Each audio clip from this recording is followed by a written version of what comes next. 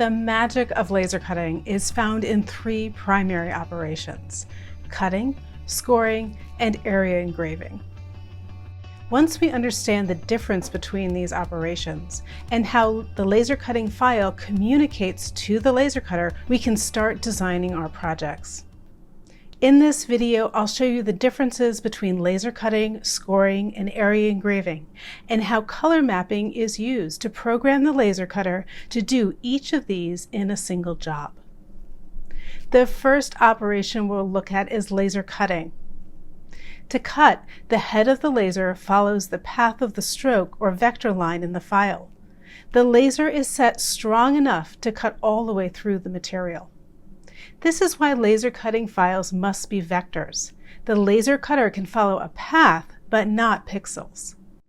The second operation is scoring, sometimes called line engraving or vector engraving. Scoring is similar to cutting in that the laser follows the vector path. The difference between cutting and scoring is the laser cutter setting. For scoring, the laser is set weaker, so it doesn't go all the way through the material. The third operation is area engraving, sometimes called raster engraving. In the file, these parts of the image are represented with filled shapes. When the laser cutter engraves, it moves back and forth like an inkjet printer, vaporizing the material. This operation is much slower than laser cutting. Now that we understand what each operation does, how do we create a file that communicates which part of the image to cut, score, or area engrave? We do this by color mapping, which allows us to assign different power and speed settings to parts of the file. Here is an example of a color-mapped image of an octopus. The black fills of the octopus's features will area engrave. The suction cups, represented by red strokes, will be set weak to score, and the blue outline a strong setting to cut out. Specific hex values are used in color mapping, so it's important that when creating a new document, you set your color mode to RGB, because most laser cutters do not understand CMYK colors. Check your laser cutting software to see what hex values your laser cutter recognizes.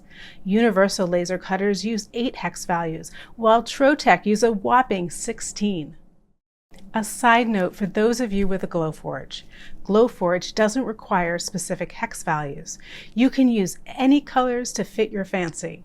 I do recommend that you streamline your working process by selecting specific colors to use every time you use each of the operations. To communicate to the laser cutter that you want a path to cut or score, the stroke must be set at a specific width. For many laser cutters, that's 0.001. When the line is thicker, the laser actually interprets it as a shape and will area engrave it. The width is so thin that it's hard to see and may even be invisible. Therefore, I suggest creating files using a thicker stroke and changing it right before sending it to the laser cutter. Glowforge users don't have to change the stroke weight. It will see every stroke, no matter how thick, as a cut or score line. Now let's send this file to the laser cutter to create our octopus out of wood. The laser cutter starts off by area engraving, then scoring, and lastly cutting the shape out.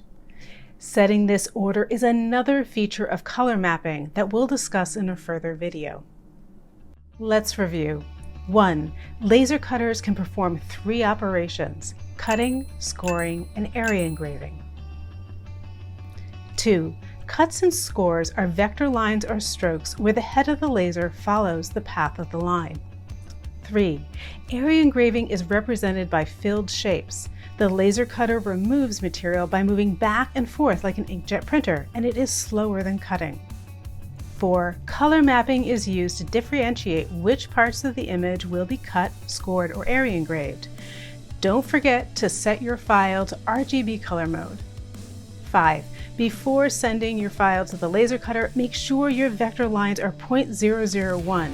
Otherwise, the laser won't follow the path.